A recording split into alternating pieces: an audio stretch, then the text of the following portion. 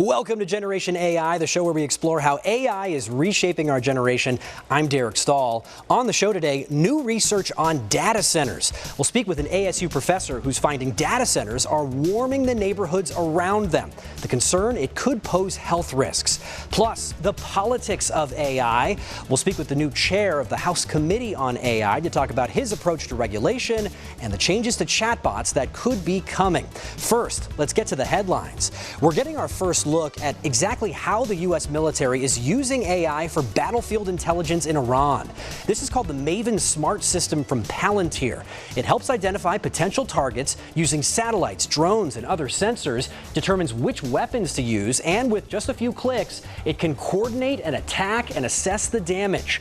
The military says humans still approve the final decisions, but one Pentagon official said what used to take them hours or days can be done in just minutes, and it's why the military was able to strike 1,000 targets in the first 24 hours. This system uses the Claude model from Anthropic, which the Pentagon recently labeled a supply chain risk. Flying taxis might arrive sooner than you think. A company just conducted test flights in the Bay Area from Oakland to San Francisco. The FAA is launching a new pilot program for these things. This company, Air Taxi, says it'll start operating in 10 states in as soon as 3 months. For now, they do require a pilot, but the company says the goal is to go autonomous and get the cost similar to an Uber Black.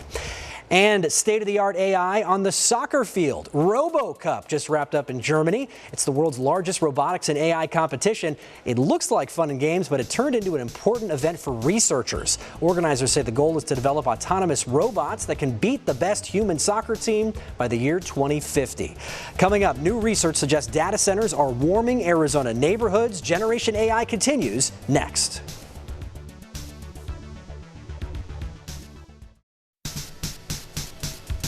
Welcome back to Generation AI. Across the country, there's a heated debate over data centers and their impacts on communities. A lot of critics point to how much electricity data centers use, but there's another dimension few people are talking about: heat. Some emerging research out of ASU suggests data centers are warming neighboring communities by a meaningful amount. My guest today is the director of the School of Geographical Sciences and Urban Planning at ASU, somebody who's studied urban heat and the environment for decades. David Saylor, welcome to Generation AI. Thank you. It's good to be here. We're glad you're here. And we want to say off the top, important caveat, this is unpublished, unpeer-reviewed research. This is emerging science. It's science in progress. But it is relevant to the conversation right now, which is why we wanted to have you on. And so with those caveats in place, what are you seeing in these early measurements? So we started making these measurements more focused on trying to understand just the spatial and temporal variation of heat across Phoenix in general, and trying to understand the solutions that actually can impact heat and give us neighborhoods that are hotter or colder than others. And as part of that work, we started looking at data centers because we saw them as a source of heat that we needed to get a handle on. And so we started making measurements around data centers. And these were not systematic measurements. They were just sort of episodic, opportunistic measurements. But what we found pretty consistently was, irregardless of the wind direction, there was always a downwind warming that we could measure. And it was on the order of several degrees Fahrenheit. And we're showing video of the way you do these measurements is you go out in a car with some special gauges that you've developed over the years. But what are we talking about? I know you're not ready to quantify exactly how much the warming effect is, but any idea? Give us a sense. So the warming certainly can be on the order of several degrees Fahrenheit, 2, 3, 4 degrees Fahrenheit even, but it's highly dependent upon a number of factors, including the wind direction, wind speeds, the turbulent intensity in the atmosphere itself. So it's different in the morning and overnight hours than it is during the daytime, when there's a lot more of what we call mechanical turbulence mixing the heat vertically.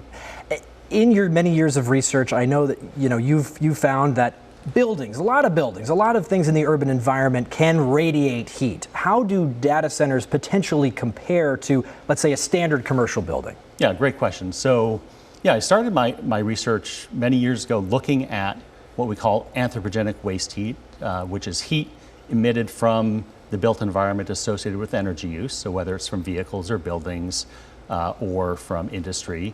And what we typically find is that if you average over the entire city, that heat's not that large. It's typically on the order of 10, 20 watts per square meter in terms of a heat source. And just for context, in the peak summer, the solar radiation is on the order of 1,000 watts per square meter midday.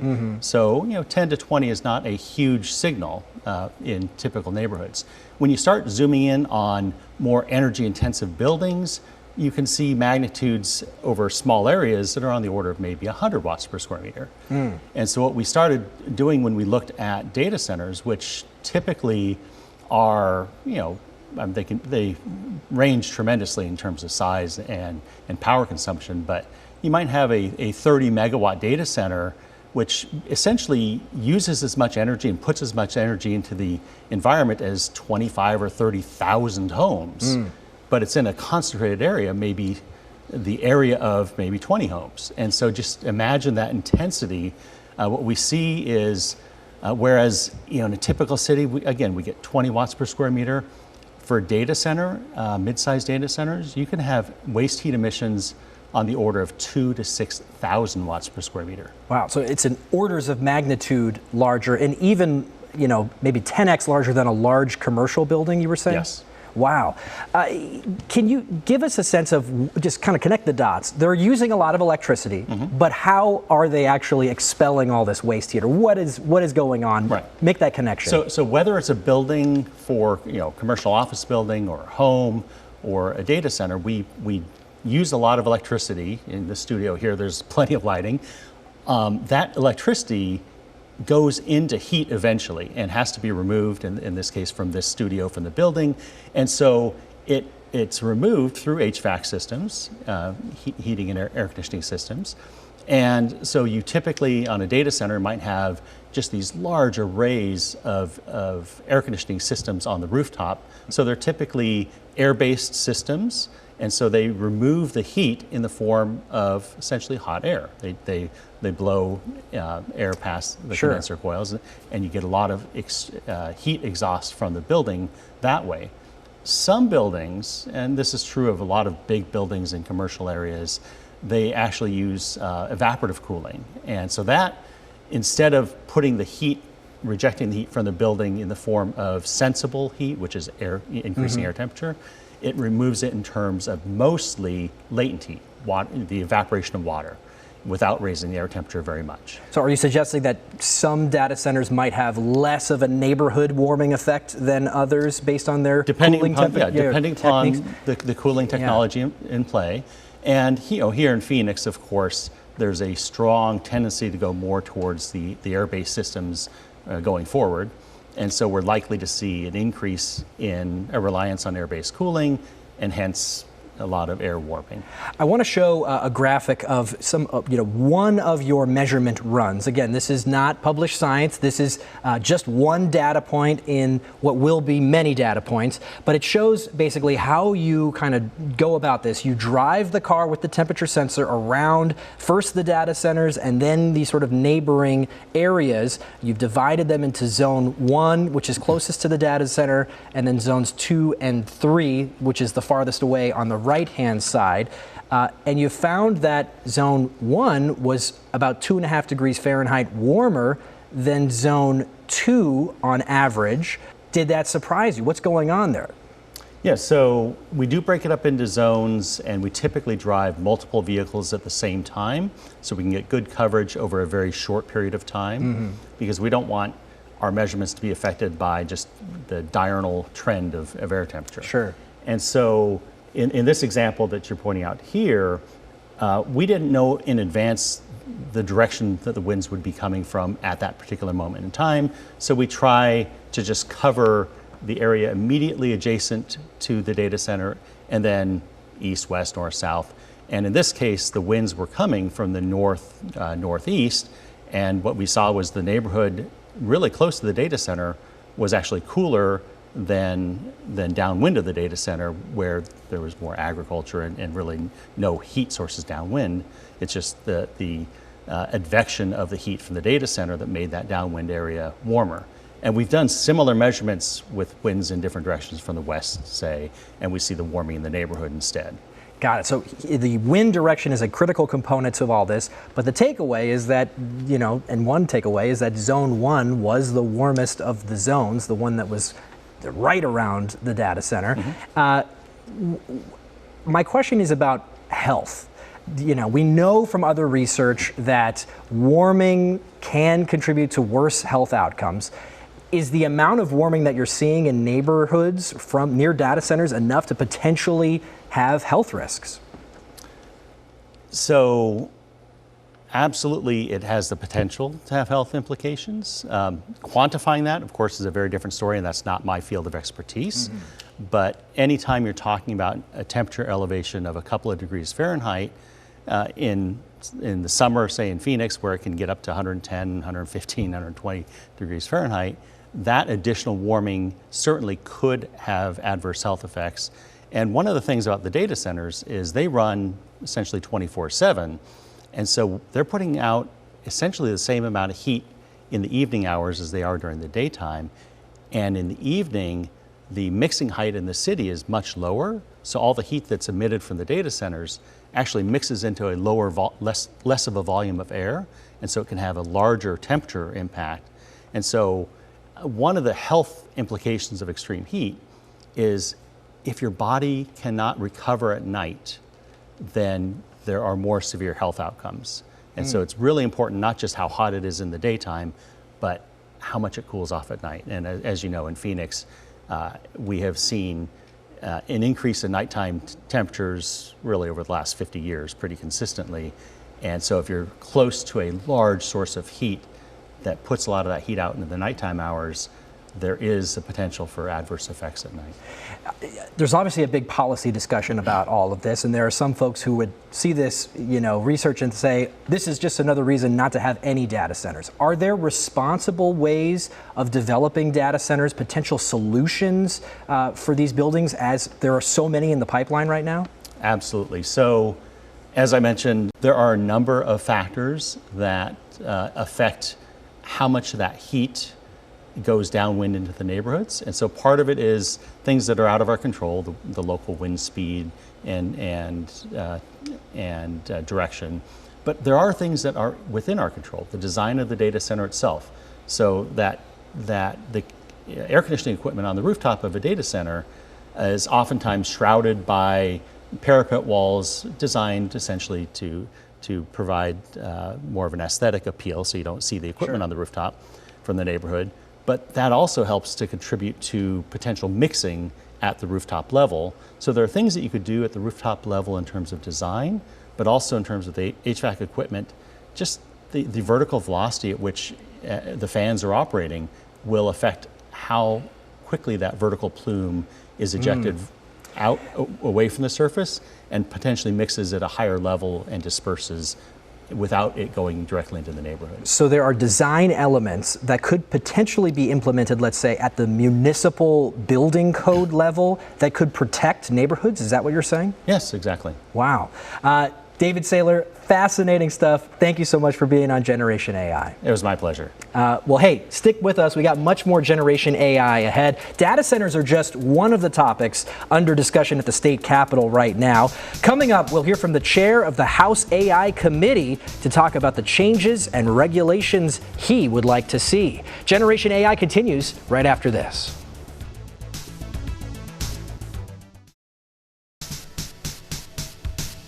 Welcome back to Generation AI. Should Arizona cut regulations to make it easier to build data centers? Should the state try to prevent teens from falling in love with chatbots? Should every school teach AI? Those are just some of the questions that state lawmakers are grappling with this session.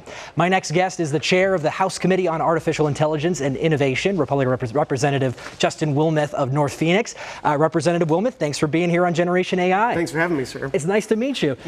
We're glad to have you. I have to start with data centers. Sure. Such a big topic right now. You put forward some bills this session that would essentially make it easier to build the power infrastructure needed for data centers.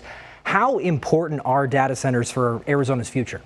They're gigantic, and anybody with a cell phone, anybody with internet access, anybody with a Wi-Fi refrigerator, they're going to need data centers. They are all connected intrinsically. They're not going anywhere, and we are one of the most popular spots for these centers because of several things, meaning stable weather. We don't get a lot of natural disasters. It's a dry climate. The lack of humidity actually helps with these buildings. So for a lot of reasons, and also just being a kind of a pro-growth, low-tax state, these companies are coming here in droves for all of those reasons. And these are big companies that have huge tax bases. I mean, these are big tax generating facilities. One of the bills you put forward this session has to do with power plants adjacent to data centers, and it would essentially allow utilities to build a power plant without state environmental approval and with only one public hearing. We just heard from an ASU professor, David Saylor, who is finding that data centers could be warming the neighborhoods around them. What are your thoughts on local control? How much input should local communities have? Well, it should absolutely have a say, which is why I think those clauses that you mentioned are in there. But also, we don't want these things to get labored down and layered down with such red tape that it takes forever for these things to come online, because we're needing these things to the value of multiple X's all the time because of the growth that we have in technology.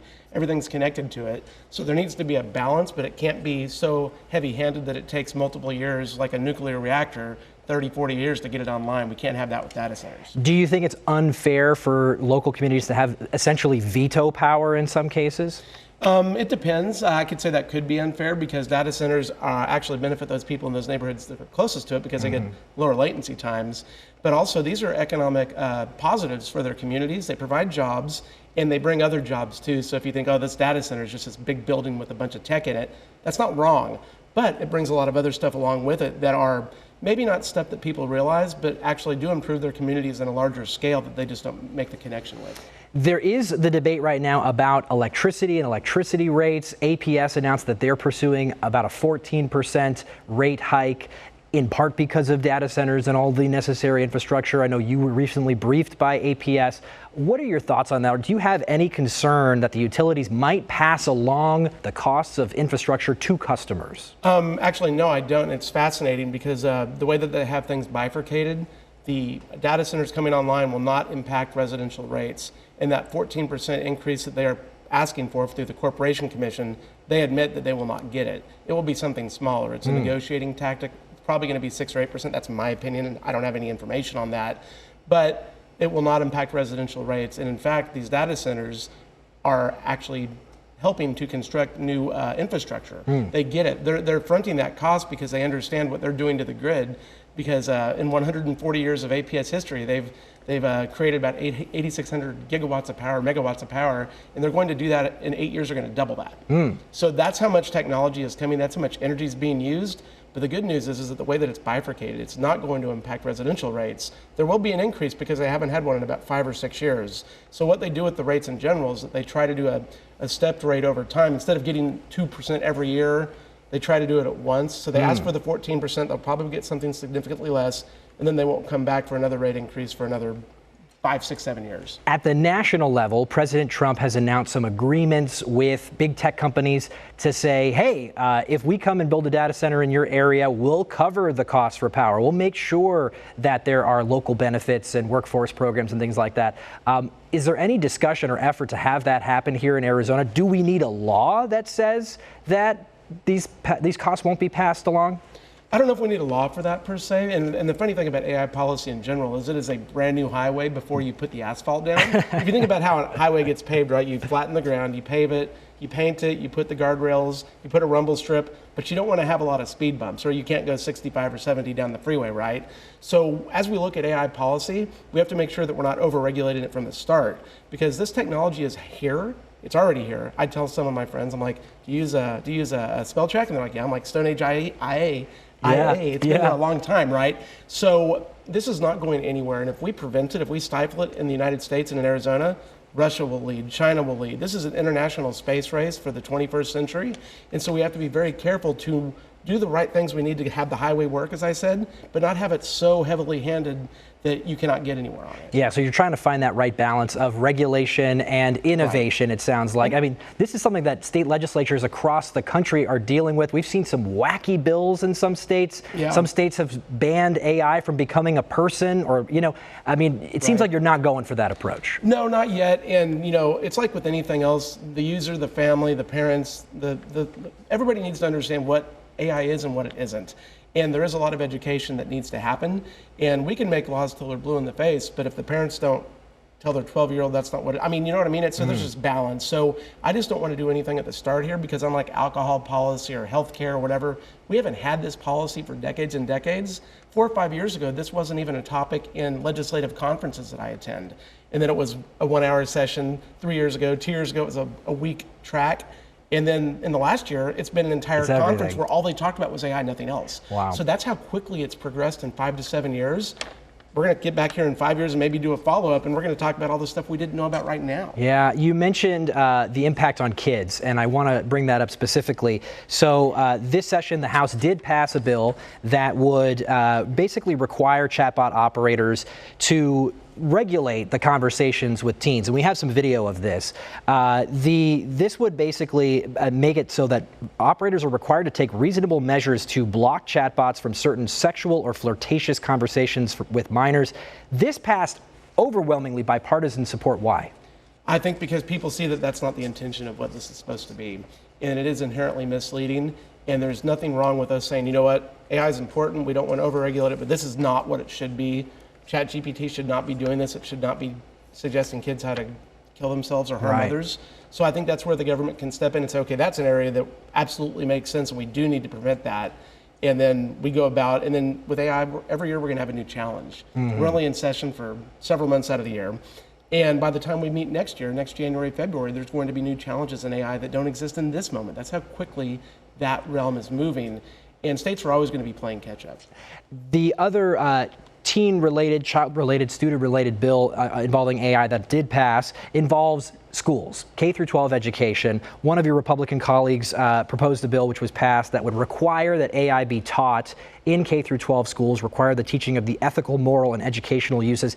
This was quite controversial. This was a very narrow vote, and I actually want to play some sound from one of the critics of this. This is Democratic Representative Nancy Gutierrez, who was a no vote. She cited concerns about funding.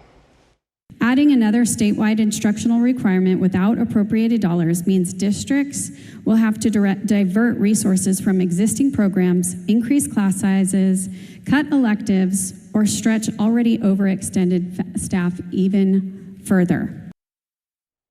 So basically, a burden without the funding. What's your response? Well, my response to that is, at the jump, at least in the large scale, about half of our budget every year goes to K through 12 education.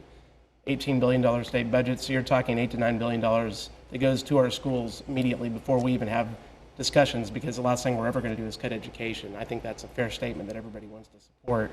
As for the particulars of each district, I can't speak to that because the districts get money allotted by the state and then they make their decisions. I think this is a good idea because this is a new universe. I see it no different as a home economics class or a personal finance class. We need these young adults to understand the world that they're getting into. And sure, they can learn it on their own. I did a lot of outside reading about history and stuff as a kid, but we can't assume that's going to happen with this realm, and it's happening so quick, and these folks have grown up with it. I mean, I remember black and white TVs and rotary phones on the walls. These kids do not. This is what they're growing up with. And as we talked about before, 3, 4, 5 years ago, this stuff wasn't even around. So I think we do need to put that onto the schools to say, hey, this is that important, that we do need to mandate it. And I'm not the biggest mandate guy, but I think this area is such an important deal. 5, 10, 15 years from now, this whole generation is going to be dealing with topics and issues and subjects that don't exist right now that stem from this. Yeah, you think it's almost an imperative to get into the modern workforce, to have some AI skills and things like that? Absolutely, because I think, well, for perfect example, people talk all the time, how can we make state government more efficient? I'm a big fan in learning more about that. Yeah. And so what if AI could come in and not replace people, but the retiring baby boomers that are retiring at the rate of 10,000 or so a day, right? Those jobs, maybe those are jobs we can convert to AI type situations and not sacrifice younger Arizonans' jobs, but maybe take those off of the framework of those jobs that because Generation X is smaller, millennials are a little bit bigger, and then what is it, Gen Z, Alpha, I forget which ones which. They're bigger down the line, right? Yeah. But there is going to be a gap in the next 10 to 15 years where we don't have enough people to fill the jobs that the baby boomers are leaving. So I think that's the kind of area where AIs can come in. And yeah, maybe you talk to a chatbot online or on the phone, but this technology is getting better all the time. And I'm hopeful that it can lead to the right person that is in that one post that's doing that one thing, whether it's a DHS filing or veterans filing or whatever, where they can get to that quicker than having to go through 7, 8, 12 people that we've all dealt with when we deal with the government, federal or state. Sure. I mean, some things like filing for a business, getting certain permits might be able to be automated in that way. And Governor Katie Hobbs supports you on that front. She recently announced some things in that realm as well. State Representative Justin Wilmeth, thank you so much for being on Generation AI, and good luck with the session. Thank you very much, sir. All right. Hey, thanks so much for watching us on this episode of Generation AI. You can catch up on past episodes by going to azfamily.com/GenAI. We'll be back next week with another edition. We'll see you in the future.